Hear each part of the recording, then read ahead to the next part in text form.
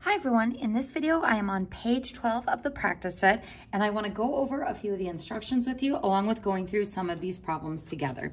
So first, in problems 1 through 16, it says 2 dice are rolled. Find the probabilities of rolling the given sums. So here I'm looking for a sum of 2, a sum of 4, a sum of 5, etc. You don't have to show the sample space. So you can reference the one we used in the notes here, right here, there we go. This sample space, or you can use the one we generated from our supplemental notes. So you don't have to state the sample space here, just reference that so you can figure out those probabilities. Now, in our next set of problems, it says 1 card is drawn from an ordinary deck of 52 cards. Find the probabilities of drawing the following cards and try to do so without a cheat sheet listing the deck, whether you've been looking at this one or using an actual deck of cards. Because again, folks, with what we're doing in this chapter and the next chapter, you really want to make sure you're familiar with those decks of cards and their features. Now on the next page, this one we're going to go through together. So we'll be stopping at number 33 for right now. So it says the numbers 1, 2, 3, 4, and 5 are written on slips of paper and 2 slips are drawn at random, one at a time without replacement. State the sample space, then find the probabilities of drawing the following. So folks, let's first talk about what that means by without replacement. That means, if these are all little slips of paper,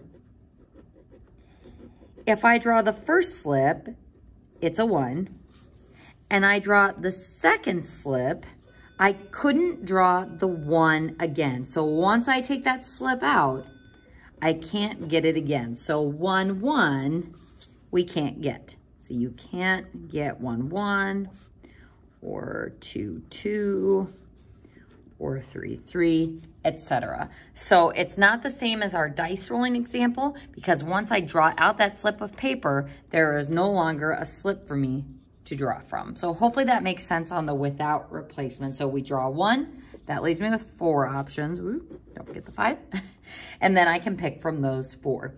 So we're first going to state our sample space here. And this is why we have to be careful about that without replacement. So if I draw the 1 slip first, I could get 1, 1, 1, 3, 1, 4, and 1, 5. So everything except for 1, 1. If I draw the second slip of paper first, I can get 2, 1. We can't get 2, 2, but I can get 2, 3, whoop, 2, 4, oh boy, 2, 4, and 2, 5. Then if I draw the third slip of paper first, I can get 3, 1, 3, 2. I can't get 3, 3, but we can get 3, 4, and 3, 5. Then 4, I can get 4, 1, 4, 2, 4, 3. Can't get 4, 4 though, and 4, 5. And then 5, 1, 5, 2, 5, 3, and 5, 4. So folks, that is how we generated the sample space for this one. So without replacement means I cannot get the same slip of paper twice. All right, folks, so now that we've got the sample space, we are going to use this to find the probabilities of getting the events to the right. So sample space. So in number 28, it says the sum of the numbers is 9. So I'm going to go ahead and start by looking for sums of 9 in the first column. I've got 1 for the first one. 1 plus 5 is 6. That's not even high enough to get up to a 9. The highest combo here is 2 and 5. That's not high enough. 3 and 5 is 8. We're getting closer. Here we go. Our first option of getting a sum of 9 is 4 and 5. And in my other column, 5 and 4. So 2 outcomes where I can get a sum of 9 out of how many total outcomes? We should probably figure that out for our sample space. So 4 rows, 5 columns, so 4 by 5, there are 20 total outcomes. So we generate the sample space so we can calculate the total number of outcomes and so we can see where each of those events lies in those outcomes. So 2 out of 20 total outcomes. Are we gonna leave our answer like that? No, even number over an even number, so make sure you reduce that fraction to be 1/10 for your probability.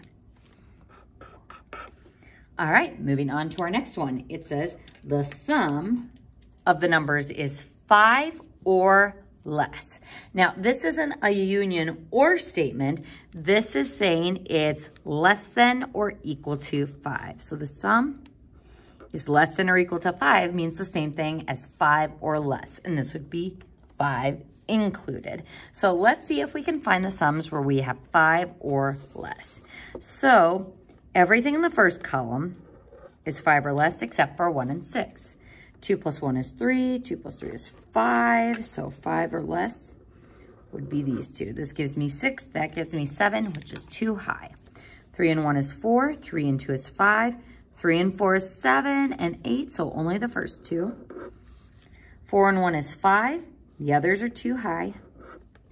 5 and 1 is 6, that's too high, and so are the others.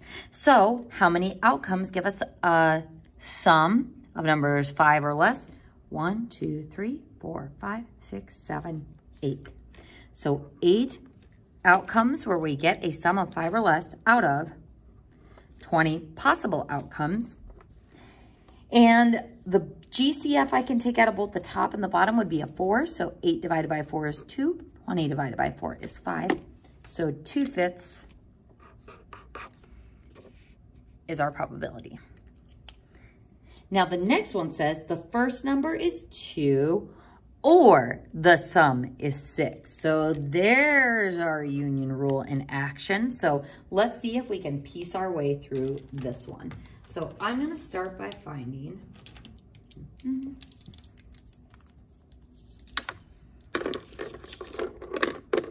the first number being 2. So that's going to be this first column only.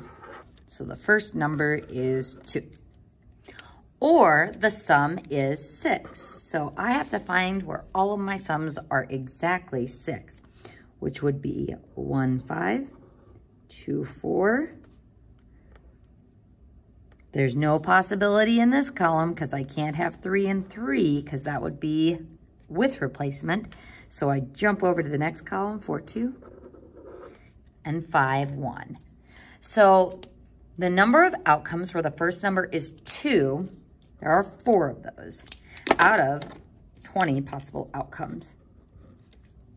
The sum being 6, there are 1, 2, 3, 4 possible outcomes for that as well. Now, do these events intersect? They do at this one place. So when I have 2, then 4, this is the intersection of this event and this event. So because I don't want to double count that probability, we subtract that intersection. So minus 1 out of 20. So 4 plus 4 is 8, minus 1 is 7. So 7 out of 20 is our probability.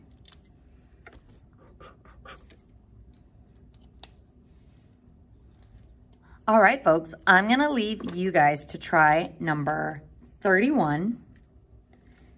And you do number 31 and 33, but we'll go through 32 together. This says one of the numbers is even or greater than 3. So one of the numbers is even or, there's that union rule again, greater than 3.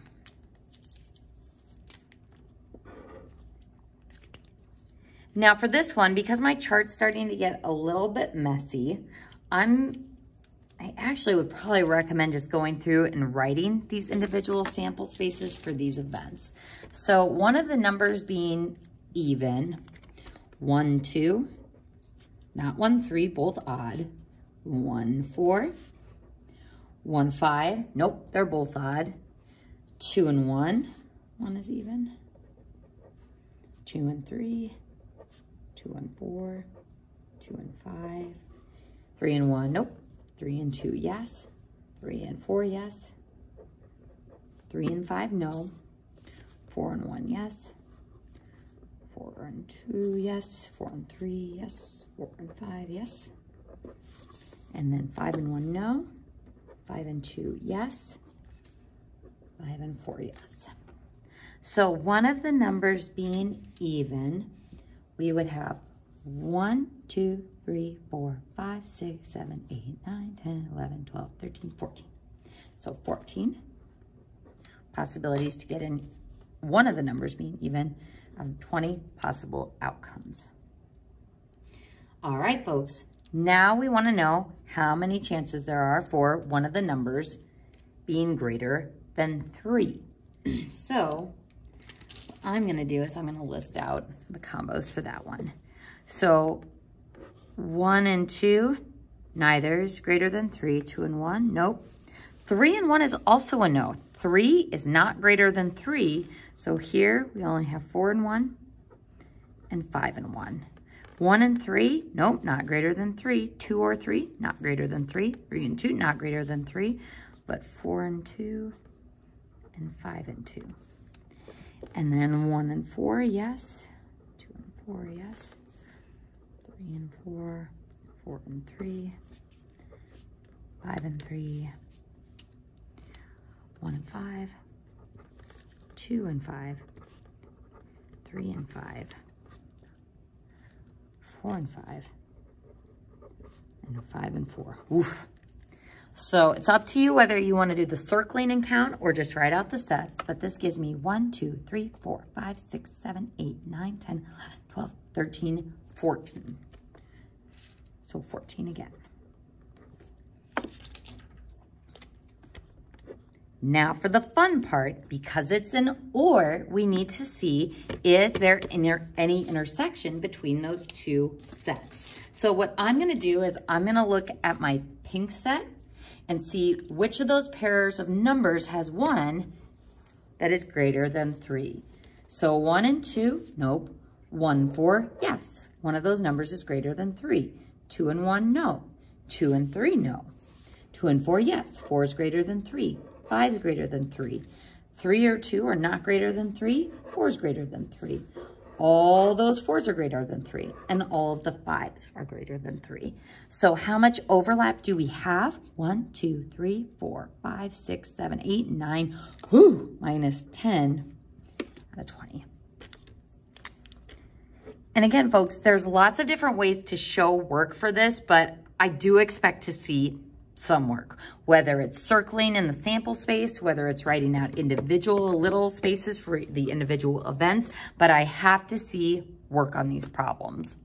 Show me what your original fraction was before you simplified it. Don't just write your final answer because you won't get points on the homework.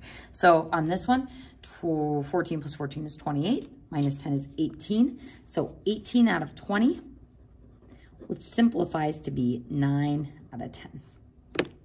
And that is our final probability. So folks, show your work, at least show your original probability before you simplify the fraction, and I will leave you guys to finish 31 and 33 on this page.